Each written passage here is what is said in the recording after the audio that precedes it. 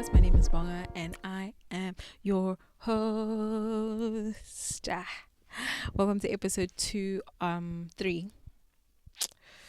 Episode 3 of Matters of the Heart. I love this series because I'm speaking about things in this particular series that I'm so deeply passionate about. I'm so passionate about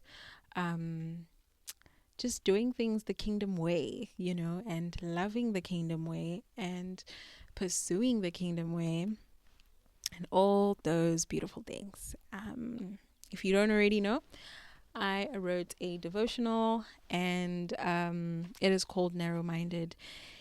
It is about all things to do with purpose and finding your purpose and walking in your purpose boldly and the challenges, the ups and downs of those kinds of things. So if you would like a copy, the link is in the description box. Today we're talking about the myth of the one. The myth of the one. Does the one exist? Essentially, where I believe the myth of the one has come from, which is something that I have heard across the board, is from that story of Adam and Eve where God sees that Adam is without a helper because he knows that the things that he has put in Adam's hands to do, he cannot do by himself. He brings him one helper. He presents this helper to him. And, from there, it's good and well. Everything is perfect, and well, maybe not not perfect, but Adam recognizes Eve and says, bone of my bone, flesh of my flesh, it shall be called woman, and all these beautiful poetic things. And the whole idea behind the one is that as the male counterpart, you are positioned in such a way where the Lord will present to you the singular person that is fit for you. And the reason I think this is a myth is for a couple of reasons. And the first reason is that a part of it also is infiltrated by culture. I spoke about culture in Wednesday's episode, and I said that some of the things that we have learned about Christianity, about the faith, about how to navigate the faith have been infiltrated by cultural beliefs that have been passed down over the years, right?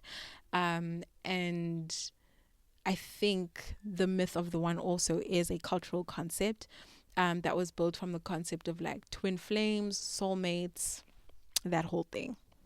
Where that comes from, maybe we can do our research and see like the origin of things like twin flame, soulmate, etc. I think the idea that there's only a singular person that exists for you is or can be very anxiety inducing in the sense that on your search you are hyper vigilant about very little things, maybe very little differences or things like that like maybe we are designed to be exactly the same. And I think also even in that, the idea of soulmates perpetuates this idea that we must be exactly the same person or must be completely the perfect fit to be able to move forward with one another, which I think again is another limiting belief, because as human beings we are very complex and we are very different in the way that we navigate life. And so to find a person that is exactly the perfect fit, that likes everything that you like, that thinks exactly the way that you do, that is never we forget that the design of marriage is to sanctify one another, and in sanctifying one another there needs to be a point of friction, right? There needs to be an aspect of our relationship that is different so that we can sort of pull each other in different ways. This is also not me saying we should settle for toxicity. That's not the difference that I'm talking about. I'm talking about maybe in mindset, there are certain things that are different. Maybe in thought, there are certain things that are different. In habit, there are certain things, that are different, But I think we have gotten to this place where we are too, what can I say? Like, we're too rigid in how we interact with human beings when we're speaking about compatibility, right? Because I think also the concept of the one has to do with how compatible am I to this person. I don't think perfect compatibility is necessarily possible, but you must be compatible in the non-negotiables of your life. Like, for example, the fact that this person likes anime and you like comedy movies is not a compatibility issue, really, like a foundational compatibility issue. It's just differences in the things that you like. That cannot be coined as a non-negotiable unless really like you can't negotiate at all on the fact that someone watches comedy and you watch anime. I don't know. But yeah, I don't think it's wise to assume that there's only one singular person that is exactly fit for you, and or there is the best fit, right?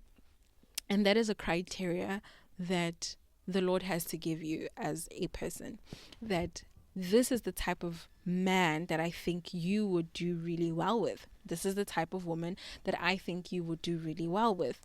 All the other nuances in between those little, the criteria that the Lord gives you personally. Like, for example, I have a criteria of the type of person my husband needs to be, or I have a criteria for the type of person that I feel like the Lord has put on my heart is the best fit for me, and in that, there are people that you will meet along the way that don't quite fit that, but they're good enough, I guess. Like, okay, he makes me laugh. Okay, cool. Like, it's cool. But then there will be like fewer people. Yes, the criteria, it opens space for options in a sense, but the options are incredibly narrow. So that's why I think it's important that when we're considering the concept of the one, to not limit ourselves to criteria that is things that are negotiable. Like, when we are thinking about the one, like, because essentially there is the one in terms of one person that you're going to be covenanted to, bound to in marriage. Bound sounds crazy. Joined with. Why did that take me so long? There's only one person that you're going to be joined with in marriage, right? So that person is the one, basically.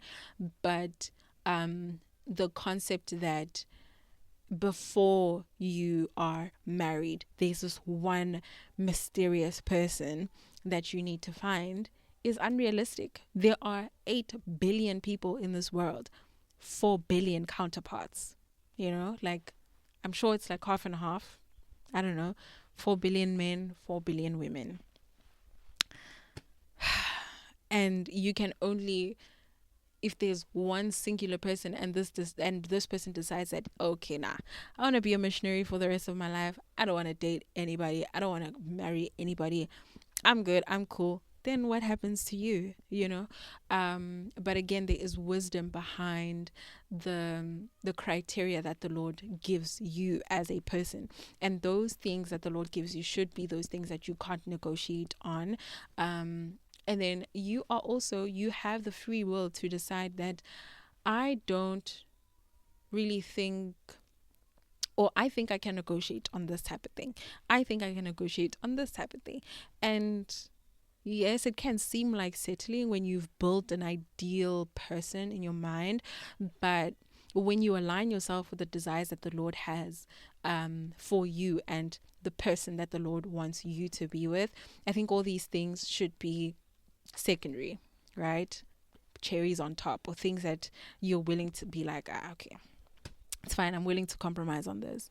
But seeking the Lord is important when you are finding a partner, when you're looking to be joined to someone, seeking wisdom from the Lord for who is going to help me, what kind of a person, not even who, like what kind of a person is going to help me in this way. And the Lord can highlight people, he can highlight people to you that okay, there's a certain type of drawnness that I have to this kind of person, but okay, maybe according to my ideal, this is not really what I imagined, kind of thing. Maybe that could be the case, and you just have to like take it back to the Lord, kind of thing. But to say that there is one singular person, I don't think is wise, you know. I don't think that's wise. And I think the Lord is gracious enough to also lead you and to guide you to the right kind of people. Yeah, I think the Lord gives us wisdom to choose. The Lord gives us wisdom to navigate through what is and is not important, because the Lord's thoughts are not our thoughts, and they really are not our thoughts. Like, we have to ask the Lord to undo the ideas that we have of the perfect person in our mind, especially when it's more superficial things.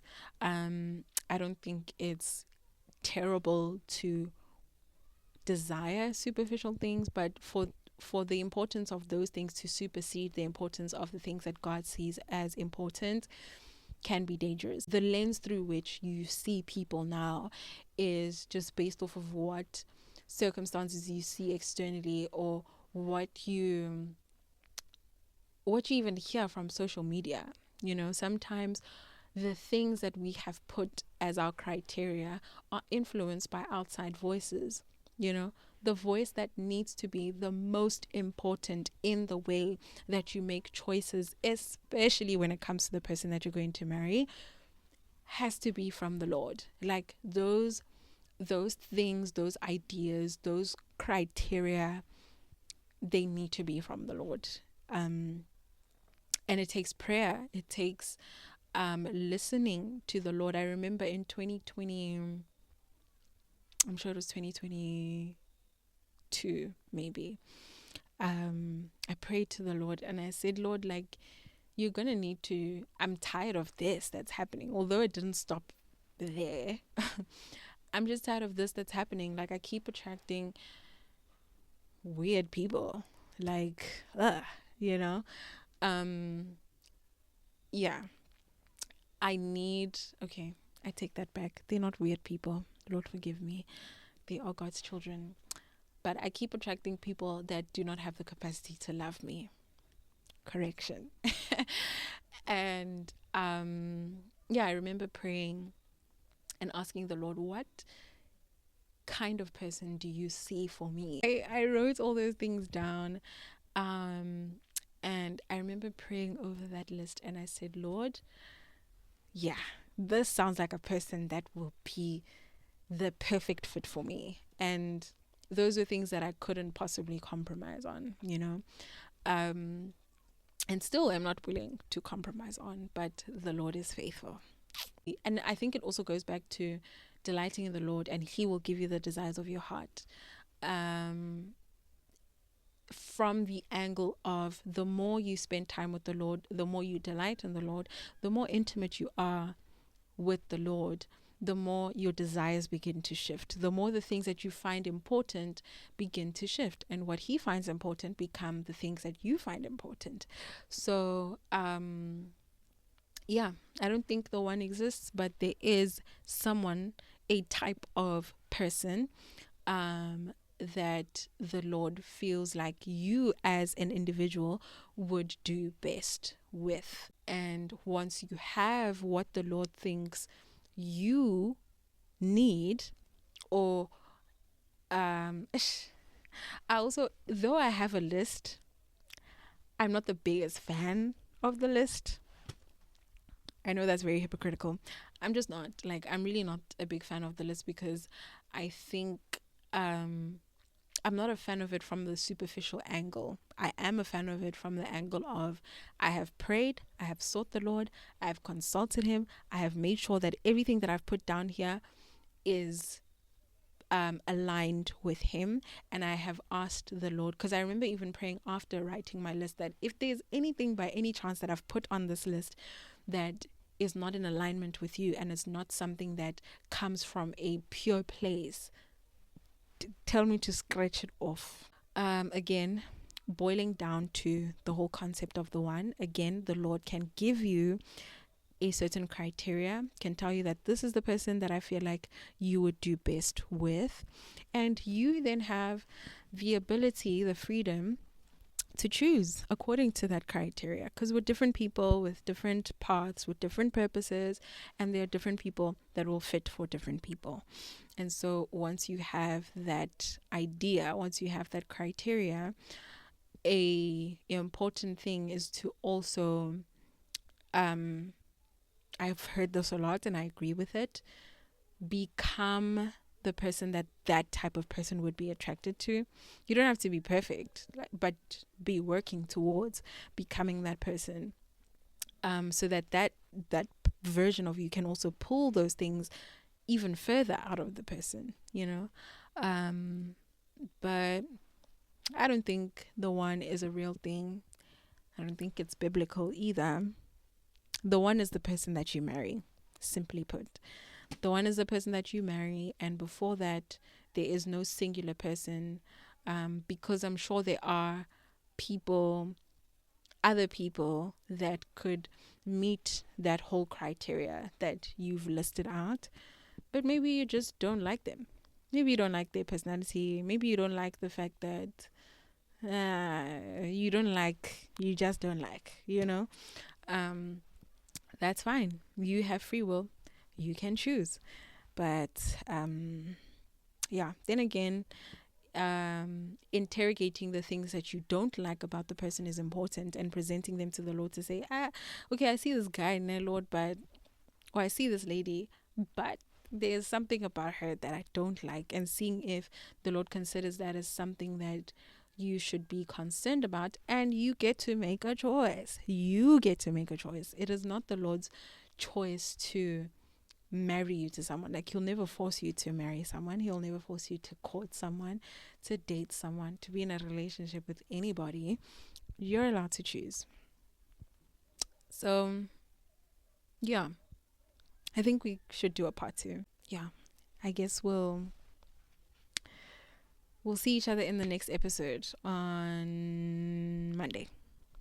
I love you guys.